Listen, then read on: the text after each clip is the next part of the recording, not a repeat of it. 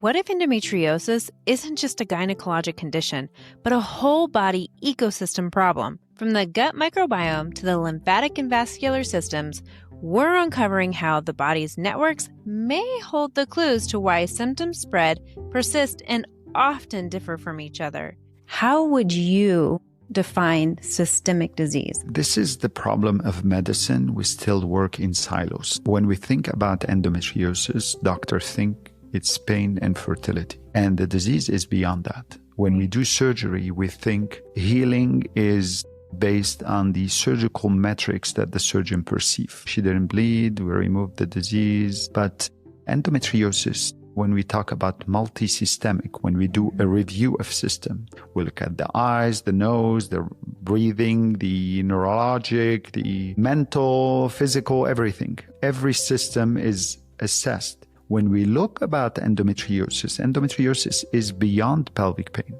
Right. It affects the gut, it affects the lung, it affects the breathing, it impacts mental health.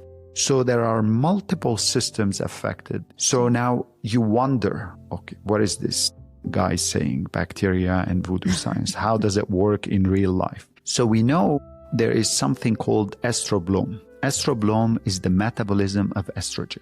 Now, the bacteria, the opportunistic bacteria, they produce what we call beta-glucuronidase deconjugating enzyme. And this is a crazy name, but what does it do? This will impair the reabsorption and the recycling of estrogen through the liver. We call it enterohepatic cycle of estrogen. What it leads to an increase in estrogen in the body. And we know endometriosis is an estrogen-dependent disease that leads to more inflammation, and that leads to more pain and then deeply infiltrative endometriosis. It's beyond only a surgery. It's the endometriosis treatment is a multidisciplinary, comprehensive, and that requires an effort from a lot of other parties, the different doctors, different pelvic floor therapists, holistic approaches, to ensure that the patient quality of life is restored in a healthy way.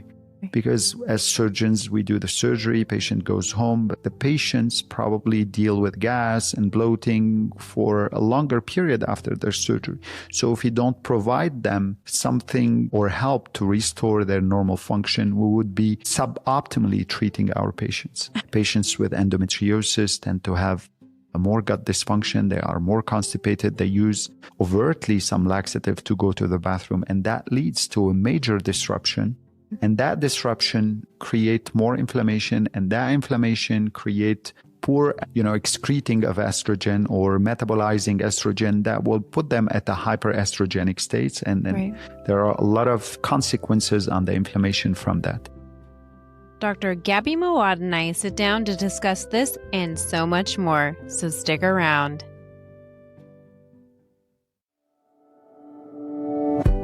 Welcome to Endo Battery, where I share my journey with endometriosis and chronic illness while learning and growing along the way. This podcast is not a substitute for medical advice, but a supportive space to provide community and valuable information so you never have to face this journey alone. We embrace a range of perspectives that may not always align with our own, believing that open dialogue helps us grow and gain new tools. Join me as I share stories of strength, resilience, and hope, from personal experiences to expert insights. I'm your host, Alana, and this is Endo Battery, charging our lives when endometriosis drains us. Welcome back to Endo Battery. Grab your cup of coffee or your cup of tea and join me at the table. Today's guest is someone who's truly changing the landscape of endometriosis care. Professor Gaby Moawad is a globally recognized leader in robotic surgery and endometriosis management. He's a board-certified gynecologic surgeon and the founder of the Center for Endometriosis and Advanced Pelvic Surgery in Washington, D.C. Dr. Moawad has dedicated his career to advancing minimally invasive and robotic techniques, combining surgical innovation with deep, compassionate, patient-centered care. As Director of Robotic Gynecologic Surgery and Associate Professor at George Washington University, he's trained surgeons worldwide and helped redefine how we approach complex pelvic disease. He's been named top doctor in Washington, D.C. for nearly a decade and has authored over 125 peer-reviewed publications, leading global conversations on endometriosis and surgical innovation. It's an honor to sit down and welcome a true pioneer and advocate for better outcomes for women everywhere. Please help me in welcoming Dr. Gaby Moawad. Thank you, Gaby, for sitting down with me today and coming all the way to beautiful Fort Collins to spend time with us and go over all the things that I have a burning question about. But one of the burning questions I want to start with is, what made you so passionate to continue educating yourself with endometriosis and pursuing greatness in endometriosis? First, before I answer your question, I want to thank you and thank you for all the work you do through Endo Village. It's great that we have advocacy groups like you being able to change the paradigm in patients' understanding and patient education. The answer to your question is a little bit complex. You know, everything starts from lifetime experience, a personal journey. So through my encounters with healthcare as a patient before I became a doctor, I realized that listening to the patient and the trust in healthcare is at the core of the value of the care that we provide to patients.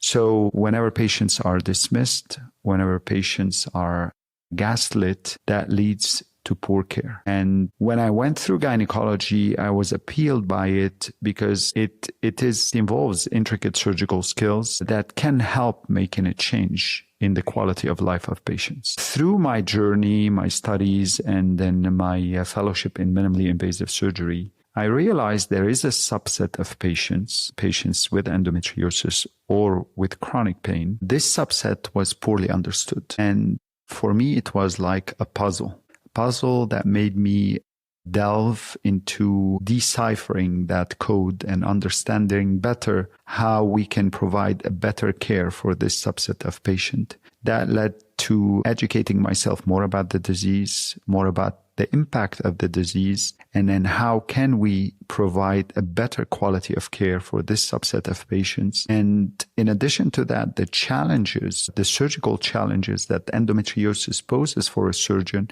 requires extensive training and standardization of the surgical care to have better and superior outcome for patients. All in all, here I am, 15 years after, still dealing with my favorite group of patients, endometriosis patients.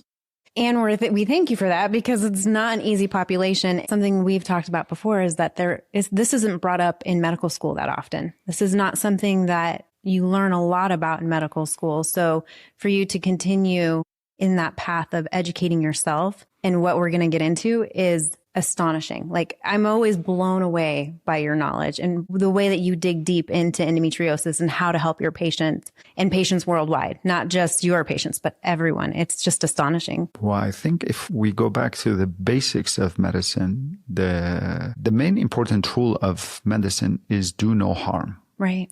Do no harm is very deep because we're doing indirect harm by dismissing patients. And the harm does not need to be physical. It's psychological harm.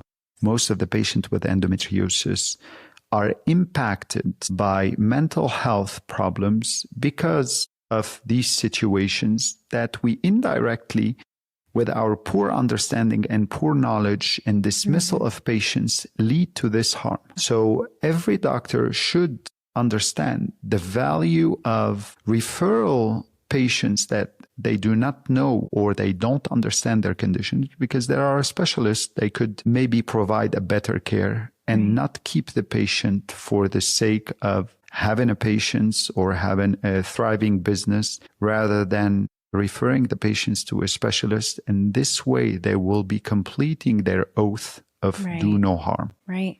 One of the things that's not well understood, I think, for most OBGYNs is the fact that endometriosis is a whole systemic disease. How would you define systemic disease? How would you phrase this to let people know, like, this is systemic and this is what systemic means? This is the problem of medicine. We still work in silos. When we think about endometriosis, doctors think It's pain and fertility. And the disease is beyond that. When we do surgery, we think healing is based on the surgical metrics that the surgeon perceives. She didn't bleed, we removed the disease. But endometriosis, when we talk about multisystemic, when we do a review of system, we look at the eyes, the nose, the breathing, the neurologic, the mental, physical, everything. Every system is assessed. When we look about endometriosis is beyond pelvic pain. Right. It affects the gut, it affects the lung, it affects the breathing, it impacts mental health. So there are multiple systems affected. And this is when we say multisystemic disease, because that disease is beyond the pelvis, is affecting multiple systems in the body. Yeah. I mean, it affects everything. Whole life. My motto, whole body, whole life, disease. It affects everything. I'm going to spill a secret. I was not the same doctor 5 years ago or 10 years ago. If I will be the same doctor 5 years from now, that means I would be failing myself and my patients. So we have to do a continuous learning, especially about the area of expertise or our niche or the stuff that we treat. Yeah. And this will enable us to serve better our patients, to understand better the disease, and to contribute better to research and emerging therapies. Yeah. And we should always strive for better. Yes. I mean, as a patient, we should strive for better. Yeah, and expect better. That's why you have a crucial job of educating and empowering patients with endometriosis through advocacy groups so they can choose better and they can enforce the paradigm change and push doctors to learn more and then serve them better and then help them with their disease to improve their quality of lives. Yeah, it's invaluable to continue talking about it, but also pushing for better care for everyone. And I think that's something that I've really focused on is making sure that when I communicate, it's not just for me, it's for everyone, because it takes a whole village, as you know. Yes. Part of understanding endo and its systemic nature and the ecosystem is understanding how it affects our whole body. Can we go into how it affects our microbiome? Because this is a big topic that's been talked about recently. How do we know about the way it affects our gut, vaginally, all of that? What is the microbiome, first of all, and how does it affect us living with endometriosis? So microbiome is a group of bacteria that coexist together and survive in the body cavity mainly, the gut, the mouth, the vagina. And then any disruption of that microbiome, we call it dysbiosis. When there is a problem in the numbers of bacteria, the prevalence of certain bacteria, the absence of certain bacteria, that leads to a lot of issues. So what we know from human studies, and I'm going to stratify between the gut, the oral, and then the vaginal. The gut microbiome, there are a group of bacteria. They are called alpha taxa. Taxa is a group of bacteria. They are reduced in the gut endometriosis. And then the opportunistic bacteria or bacteria like Enterobacteriaceae, this is a group of bacteria, Prevotella, they are more prevalent in the body. And that has been correlated with pain and severity of the disease. Now, we go to the vagina. In basically all the study, there has been a decreased number of lactobacilli. Lactobacillus is a bacteria that is present in a healthy gut, and then that's transmitted to the vagina. And then the bacteria that causes in many patients bacterial vaginosis or smelly discharge are more prevalent in the vagina in patients with endometriosis. And then some of those bacteria, we know Gardnerella, Prevotella as well. These showed that they correlate also with the inflammation and the presence of endometriosis lesions. When we talk about the oral microbiome, we know that in patients with endometriosis, they have more gum issues. A lot of patients with endometriosis, they have bleeding gum, they have periodontitis, and this disruption was associated also with more inflammatory markers that we can detect from the saliva in patients with endometriosis. So now you wonder, okay, what is this guy saying, bacteria and voodoo science? How does it work in real life? So we know there is something called estrobolome. Estrobolome is the metabolism of estrogen. Now, the bacteria, the opportunistic bacteria, they produce what we call beta-glucuronidase deconjugating enzyme. And this is a crazy name, but what does it do? This will impair the reabsorption and the recycling of estrogen through the liver. We call it enterohepatic cycle of estrogen. What it leads to an increase in estrogen in the body. And we know endometriosis is an estrogen-dependent disease that leads to more inflammation and that leads to more pain and then deeply infiltrative endometriosis. We go on the other end, those opportunistic bacteria, when they break down, they produce substances like LPS or lipopolysaccharides, and those promote inflammation as well and promote the aggressiveness of the lesions of endometriosis. And even in some studies, they found DNA of bacteria in endometriotic lesions. So there is a clear combination. Now, go back to also the good bacteria produces what we call short-chain fatty acids. And those short-chain fatty acids can help protecting the gut barrier. So that's why we have leaky guts in the presence of the opportunistic bacteria and the absence of those bacteria that produces those. So these substances also promote further inflammation, and it will become a cycle. So these are some of the reasons why the gut is extremely important and the microbiome is extremely important in reducing the inflammation and decreasing the progression and the pain in endometriosis. Sounds really complex, though. It's not really complex, but when we break it down and simplify it, we know there is a link. And then we know in a lot of studies, even though the studies needs to be bigger and more stronger studies to try to identify different subtypes of endometriosis that would be affected, because as I mentioned, dysbiosis or the imbalance of the bacteria could lead to increase the disease burden and the pain and the infiltrativeness of the disease. But the studying the genetics, how we treat the bacteria, probiotic, antibiotics, or even some enzymes that can help promoting the balance of the bacteria we have in our body. So that's why I encourage a lot of patients not to take here and there any medications, not to do all those enemas sometimes because they have a gut dysfunction, because these help flush the good bacteria. And one of the hardest things to restore is the microbiome. Restoring the balance take a longer period of time. We see now we introduce in our practice as part of the recovery, a gut recovery protocol, because we believe it's beyond only a surgery. It's the endometriosis treatment is a multidisciplinary, comprehensive, and that requires an effort from a lot of other parties, the different doctors, different pelvic floor therapists, holistic approaches to ensure that the patient quality of life is restored in a healthy way. Because as surgeons, we do the surgery, patient goes home, but the patients probably deal with gas and bloating for a longer period after their surgery.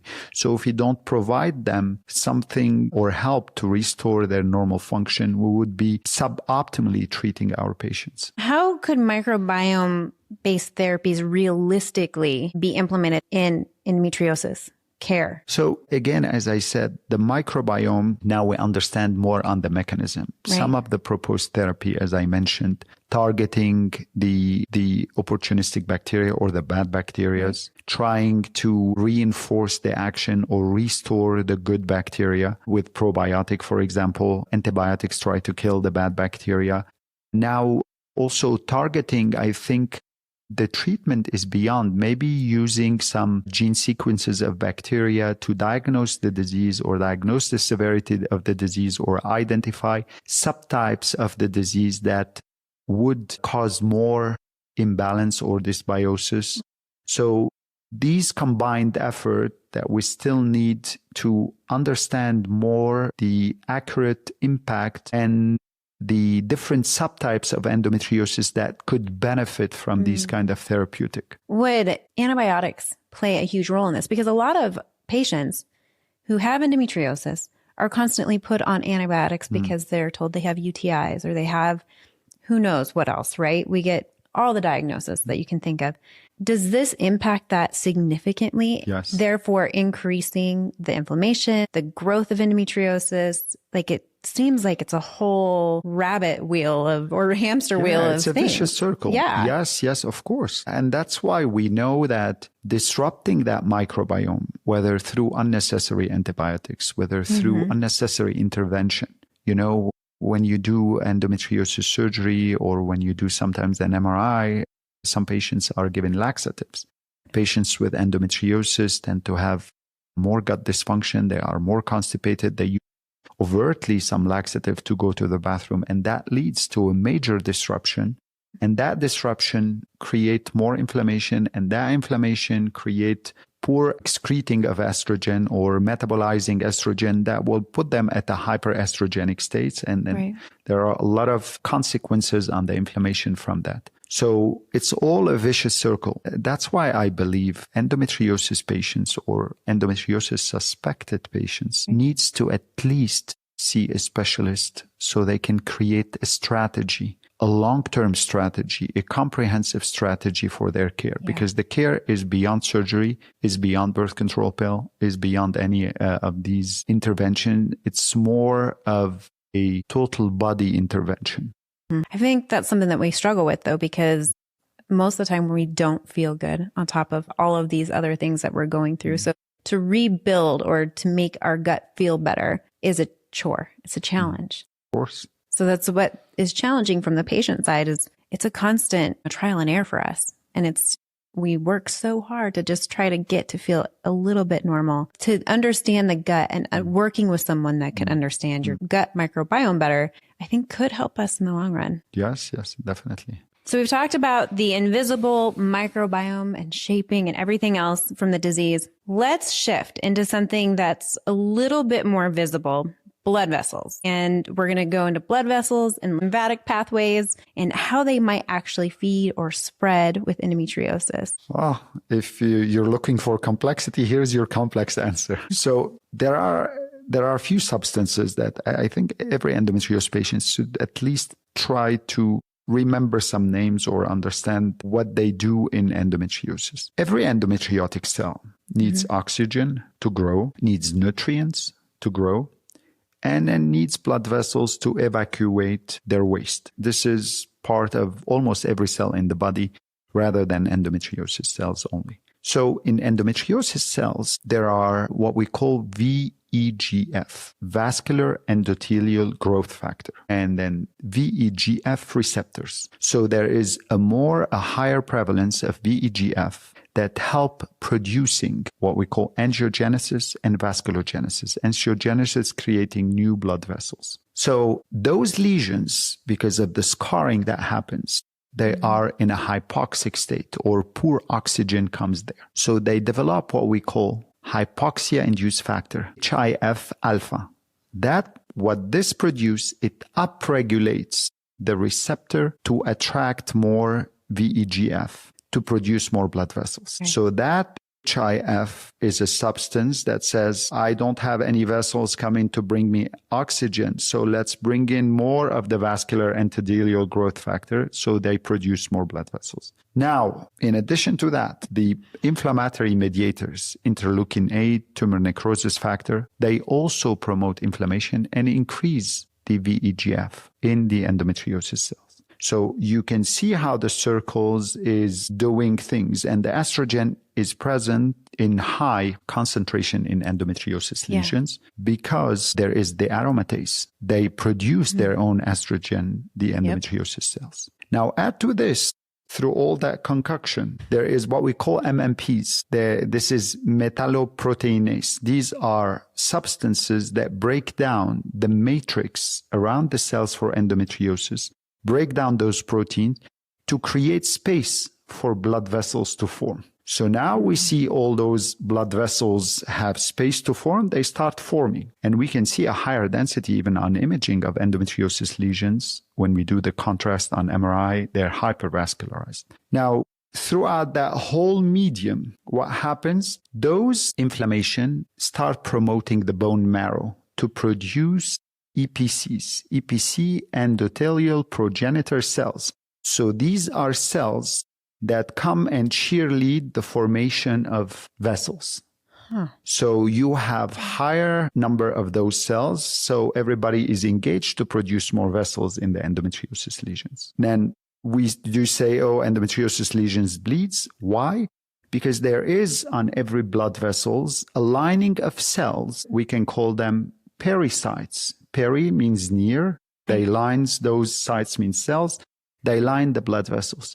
So there is an immature support of those pericytes. That's why those blood vessels are leaky, and that's why they tend to leak blood outside, and that's what they bleed. So you can see how that angiogenesis, or the formation of blood vessel, is led by inflammation, by hyperestrogenism, local hyperestrogenism in the lesions, by all those substances created to promote from the body, from the bone marrow, to promote further formations of immature cells that leads to bleeding and then engage further the body to inflame more. Is that why we get variation in color for the lesions as well? Yes.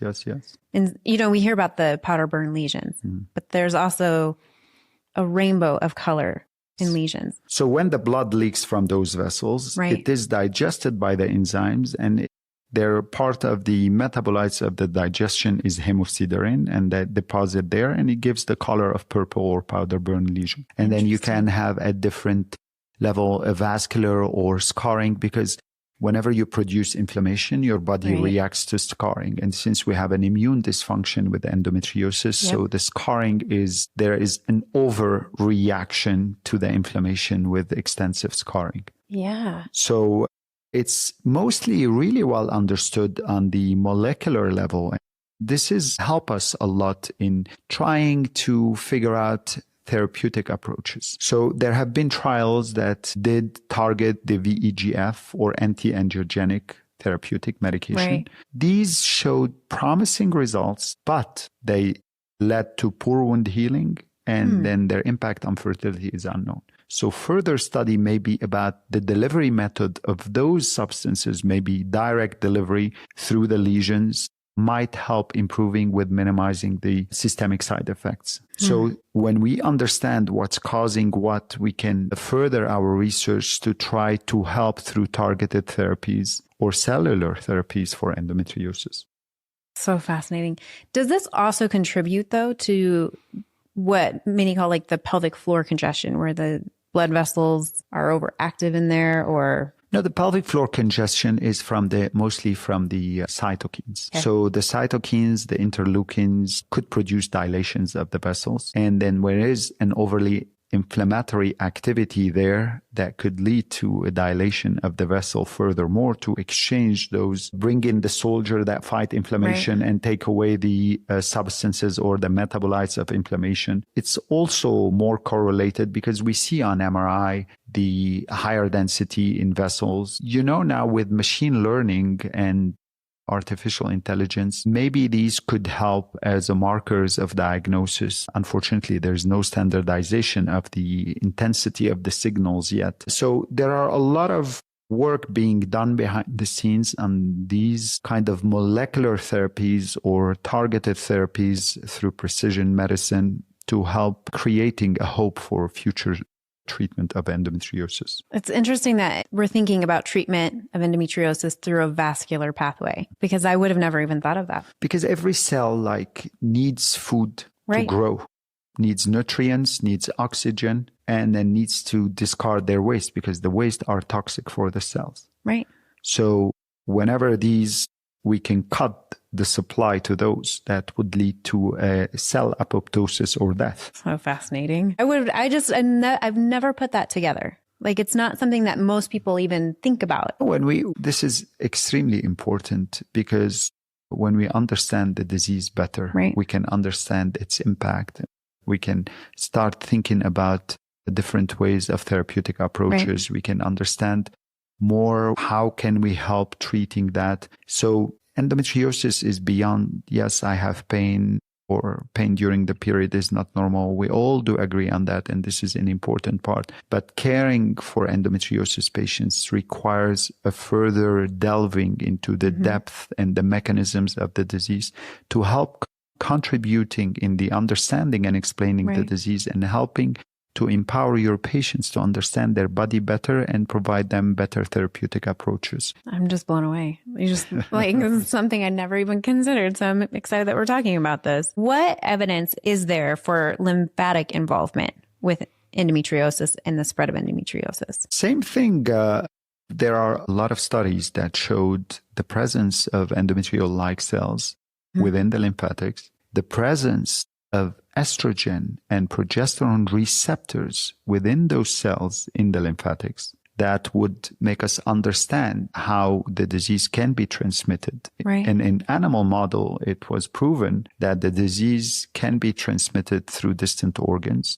That would explain that endometriosis is beyond the pelvic disease. It could be transmitted to distant organs like the diaphragm, the lung, the brain, anywhere you believe, through the lymphatic channels. So it's not like something we really need to demonstrate. It was proven that this could be one of the theories of distant endometriosis spread. This is very similar to the way they even test for cancers, which is ironic given the fact that endometriosis is not treated with the same respect as like a cancer would be in treatment and approaches, surgical and otherwise. I think it's fascinating that when we're looking at the lymphatic aspect of this, that we blow over the fact that it's very similar in regards to the way that cancer can progress. For me, I think the medical community needs to understand what appeals a lot of people to the cancer stuff is the fact there is the death halo.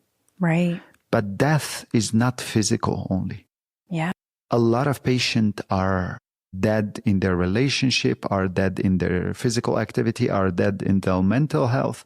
So we don't need to lose somebody physically to start putting more money onto the research. It's very important, but also we should look at whatever incapacitates our patients from doing daily activity, and they will become socially dead, emotionally dead. And this is, for me, something that should be an alarm for all the medical community to open their eyes and to find funds to improve the research and the care of endometriosis. Yes. And I mean, we can get into this in another time, but one of the things that I've always said is that you can't specialize in something if you're trying to specialize in everything. And that's where I don't want to go to someone who doesn't specialize in such a complex disease when they know only a half a day in medical school from it, or what they hear through Google. You know, like I want the research behind it too. I want to know that my provider is well informed and this is all they deal with. I think we need to start with a major definition. What is an expert? Because now an expert is a loosely used term, and then that is misleading a lot of patients. Expertise is beyond only just doing one thing, because you can do the same thing all the time. You become a technician if you don't understand it. That's true. And I think expertise, you can be an expert in a surgical procedure because if you do it over and over. But whenever it comes to endometriosis, the expertise should emanate not only from the surgery, but from understanding the disease, from trying to help publishing and increasing the global understanding of the disease. It's not how much followers I have on Instagram that makes me an expert, or how many posts do I post on Instagram makes me an expert. The expertise is beyond that. It encompasses a multifaceted learning and skill acquiring and training, and then knowing how to create strategy for patients that would involve a multidisciplinary and a comprehensive approach. And when we say multidisciplinary, we think only about the multidisciplinary surgical aspect. I have a colorectal and I have a urologist on board, and then that means I do multidisciplinary care. No. Right. Multidisciplinary care, starting from providing the patient coaching and support through life, trying to explore functional medicine capabilities in helping patients, continuing with gut recovery protocols, helping the patient through mental health, cognitive behavioral therapies, helping the patient through pelvic floor therapy, long-term follow-up with patients. This is a multidisciplinary care. It's outside the OR. In the OR is extremely important, but it expands. Outside the OR, it expands to much more specialties beyond a colorectal or urologist. And this is multidisciplinary and comprehensive care. Well, because as we've talked about, it's a whole body issue. And so if we're only addressing one area, there leaves room for more breakdown within your body. I mean, this is something that I've learned in my journey with endometriosis. I was very much presented that endometriosis was, you can do X, Y, and Z and get rid of it. But no one ever touched on the mental aspect of it, the emotional aspect of it, the relational aspect of it, which you need someone that can help you navigate that, and someone that's specialized in chronic illness or trauma therapies. And then you also have, relational therapies that suffer from this. And so if you don't address those, you're going to always feel in this state of fight or flight.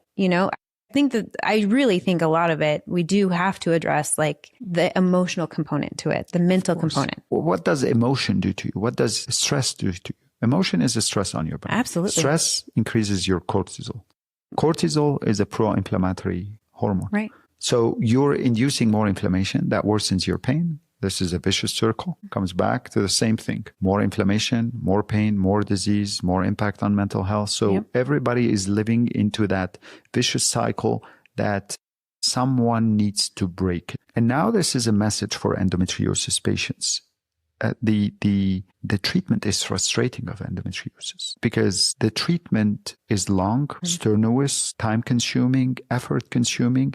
So I will encourage a lot of patients with endometriosis to create a strategy, a long-term strategy with their doctor, because this is what minimizes the unnecessary intervention, the fragmented care of endometriosis patients is when somebody put a strategy and then all the parties of the care team can work through that strategy. Because if you ever been told that the surgery is the only treatment for endometriosis, probably they're missing a big part of the story. Right. If you ever told that all your problems will go away, endometriosis impacts a lot of system in the body, and that impact is irreversible in the absence of the disease. We need to intervene to restore that impact. When you break your leg, they take an x-ray, they say, oh, you look fantastic, your leg healed. You cannot go run a marathon. There needs to be a lot of training, a lot of rehab to be able to get back to the same pace and be able to run them. And this is the same. Endometriosis is a life marathon for the patients. Find a good coach that will walk you through that training so you can be able to do whatever you want to do and restore your quality of life. The other thing I would say to that, though, is that coach can change in different stages of your journey. Of course. And I think it should at some point, because you don't want to be seeing someone and doing the same thing over and over again with minimal to no results. That's when it's okay to look for someone new. Yes. And I think that we get so stuck in being loyal to those who we first find and we have relationship with. And I'm not saying that you need to sever your relationship. I'm just saying it's okay to find someone that will serve you better. No, I completely agree with you. That's why I believe educating the patient about a long-term strategy is the most powerful tool, because they can understand what they should do, what is the next step, rather than I've done this, but no result. What should I do next? Yeah. Talking about all of that. And we've talked about it being a whole lifelong journey, and going back to the lymphatic pathways. If those are involved, does this change how we think about reoccurrence? Oh, reoccurrence is like, you get me started on the most complex topic. Recurrence is a very complex issue. Recurrence is extremely poorly understood, because when we do research on endometriosis, we do research on endometriosis as a whole. We don't have any subtypes of the disease. We don't have any yet well-established understanding of the phenotypes of the disease. How does the disease expresses? Why is it deeply infiltrative in you? Why does it affect the bowel in you? Why doesn't it affect severity of the disease, the genetics and the gene expression of everybody? Also, like the completeness of your therapy, your therapeutic approaches plays a role in persistent rather than recurrence, but we call it recurrence most of the time. So it's a multifaceted, complex situation. Yes, definitely. Lymphatic could play a role, inflammation, understanding the inflammation. The immune system plays a tremendous role in that. So it's a multifactorial. Right. Most of the stuff cannot be answered as of now by one theory or by one causality equation. So there are multiple factors that comes together that we still poorly understand that could increase the chances of recurrence for some patients versus not for other patients. Yeah. And I think that we oversimplify it sometimes in saying, if you just get the right treatment, if you just get the right surgeon, then you won't have any reoccurrence. And that's just not true. We're too complex for that. No, there are multiple interventions that we can do. But the most important thing is trying to educate the patient. Because patients, when we talk about recurrence, patient understand there is no cure for this disease. And patient understand there is a chance of recurrence. But trying to help improving the quality of life and minimizing the unnecessary surgery is a goal that could help tremendously impact their quality of life. Mm-hmm. So if a patient's require another surgery in 5 years or 10 years, but in the interim time, they had a very good quality of life, patients are completely on board. They understand really well that. But if a patient has to do surgery every 6 months, and most of them are unnecessary or emanates from the poor understanding of the disease or poor implementing of long-term therapeutic or approaches, this will lead to a lot of frustration, and this will lead to a lot of changing doctors. And so the most important thing we can do as a healthcare provider, advocacy group, is to try to educate the patients about the real reality of the disease. Yes. Rather than taking patients' emotional vulnerability to provide them a cheerleading support. Patients with endometriosis, they need more understanding. They don't need cheerleader. Cheerleading is sometimes important. But simplifying endometriosis to go girl, be strong, that kind of approach, which is, I agree, it's important to lift up people sometimes. But the most empowering comes from trying to understand the disease and explain it to the patient, trying to understand their body, trying to individualize their treatment, trying to provide them a longer term strategy, how they can cope with such a disease. Right. That's something that I didn't have. It was a good explanation when I started. And I think part of advocacy is being aware of your role in helping people find a better quality of life.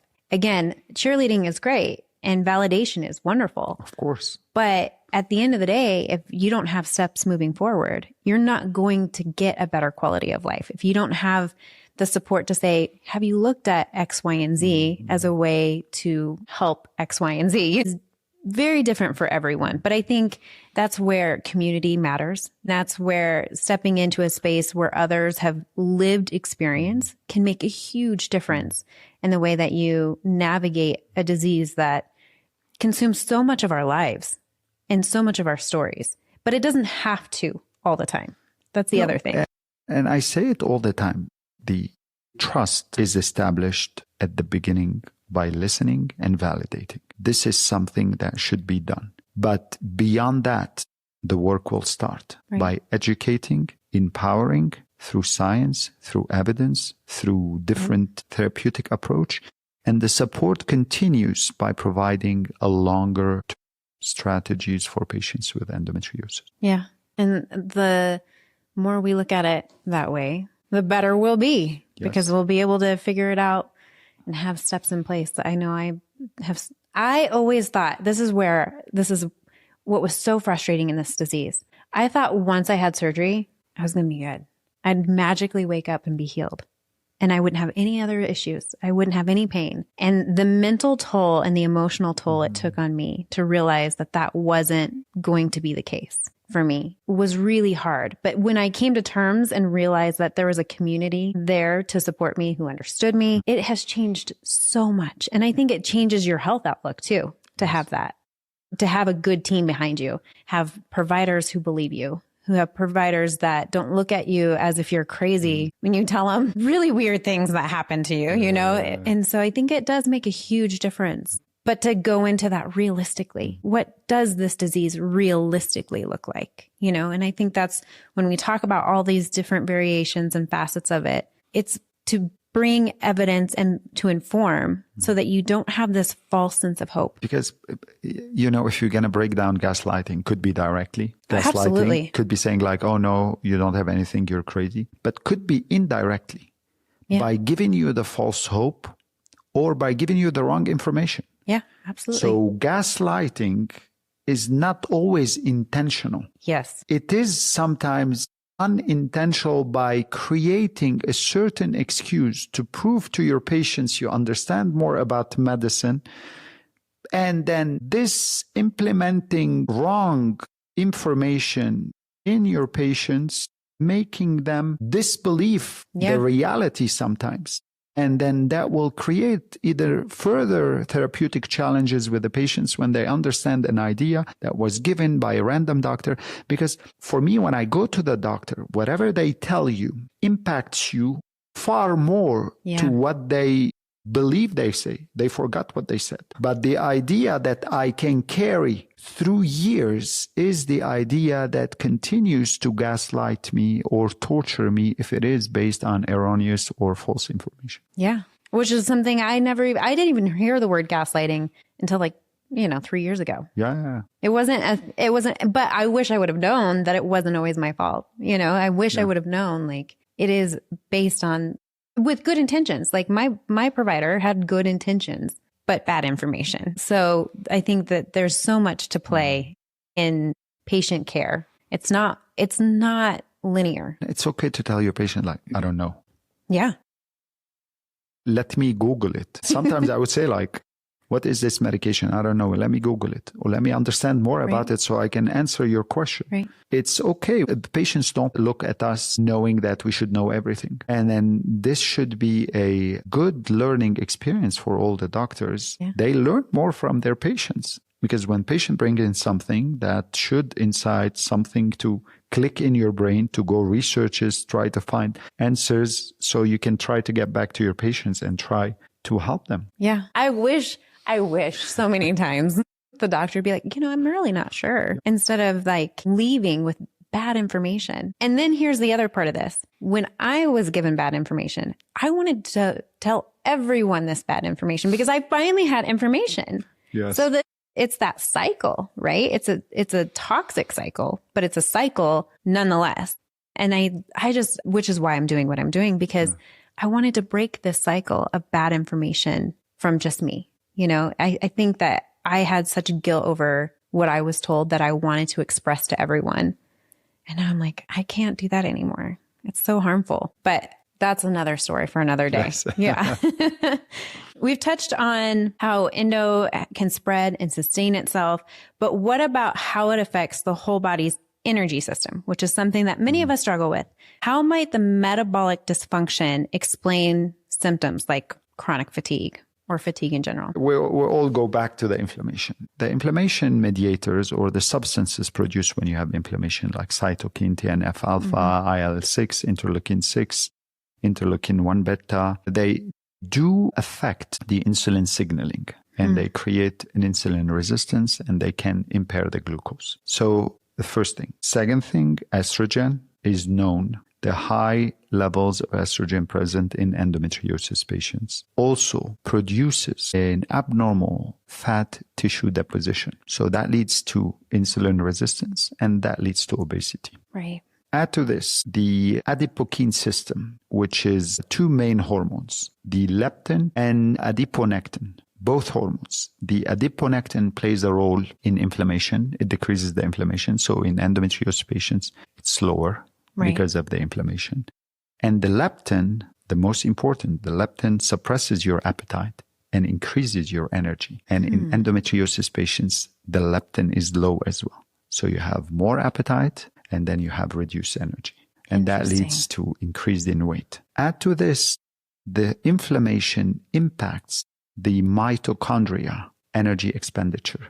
So the mitochondria are small organs that are contained in the cells. They produce energy.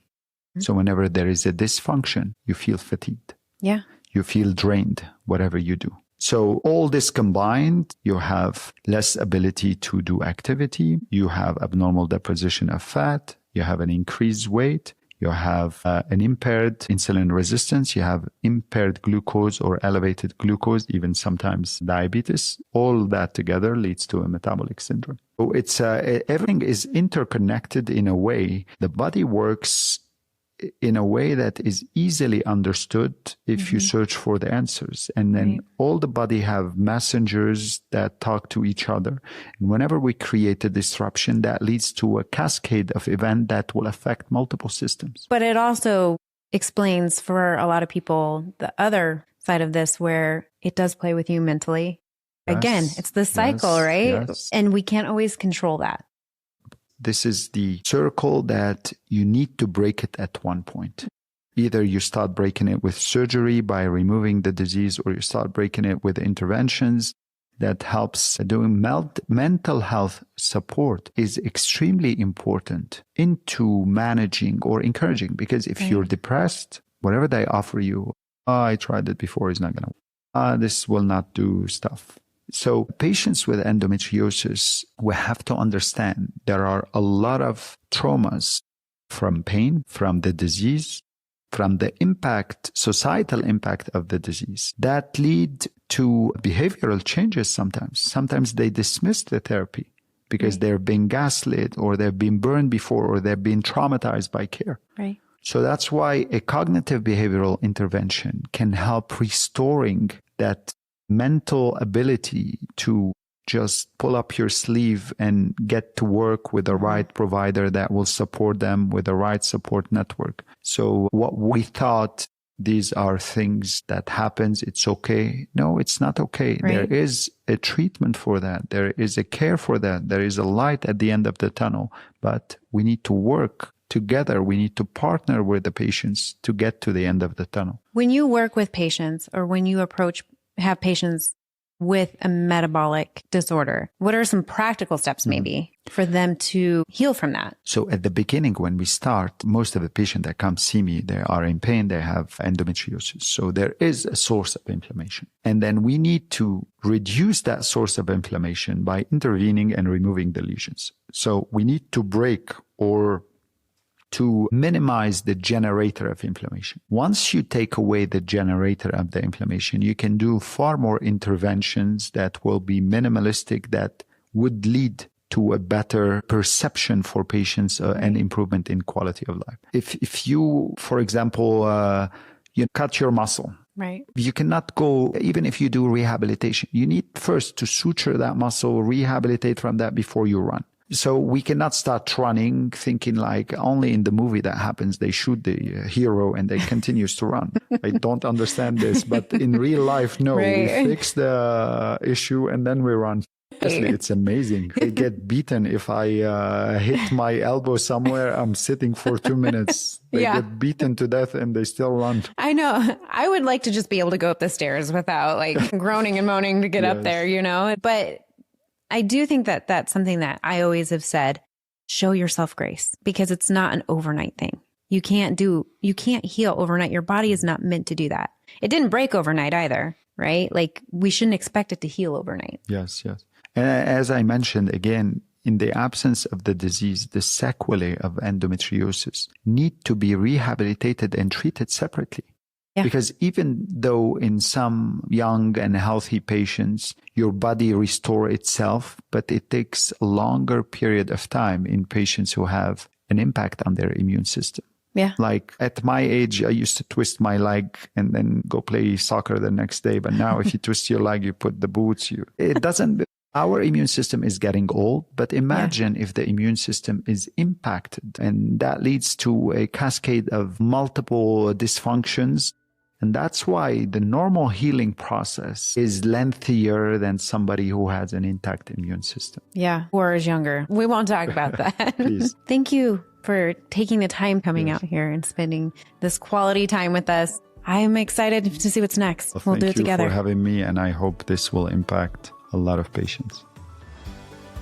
If this episode helped recharge your Endo battery, please take a moment to like and subscribe on YouTube. It really helps others in our community find these resources too. And if you're listening on a podcast app, leave a quick rating or a comment to show what resonated with you. Every bit of engagement helps us reach more people living with endometriosis and chronic illness and reminds them they're not alone. Until next time, continue advocating for you and for others.